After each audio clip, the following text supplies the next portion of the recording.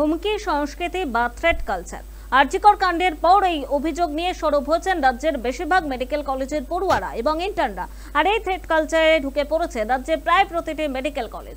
আর বারবার এরকম ঘটনার উল্লেখ করে নির্দিষ্ট একদল ছাত্রের বিরুদ্ধে অভিযোগ এনেছেন ছাত্রছাত্রীরা। কলকাতার এসএসকে, আরজিকরই হোক বা শিলিগুড়ির উত্তরবঙ্গ মেডিকেল কলেজ, সর্বত্রই থ্রেট কালচারের অভিযোগ তুলেছেন ছাত্রছাত্রীরা।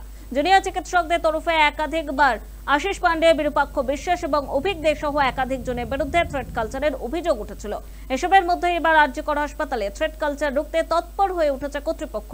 আরজিকর হাসপাতালে থ্রেট সিন্ডিকেটের বিরুদ্ধে 7 সদস্যের তদন্ত কমিটি তাদের রিপোর্ট পেশ করেছে।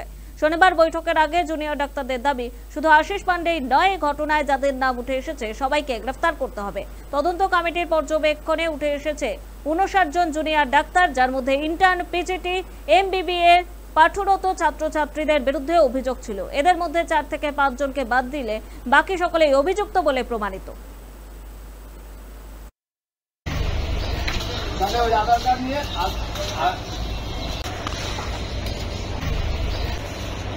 কলেজ কাউন্সিল বসছে, আমরা সমস্ত যা অভিযোগ দিয়েছিলাম সেই লোকাল ইনকোয়ারি কমিটির রেকমেন্ডেশন সেটা দেখব এবং আমরা মনে করি যে আশিস পান্ডের গ্রেপ্তার এবং স্পেসিফিকলি যে সংখ্যাটা আছে এখানে, সেই জায়গা থেকে 10 জন 12 জন থেকে শুরু করে শুরুর যে 37 জন 38 জনের কথা বলা হচ্ছে, এই নামগুলো আমরা দেখব এবং আমরা দেখব যে এদের দৃষ্টান্তমূলক শাস্তি যতক্ষণ না হচ্ছে আরজিকর এই জায়গায় কোনো রকমের কোনো কম্প্রোমাইজ করবে না।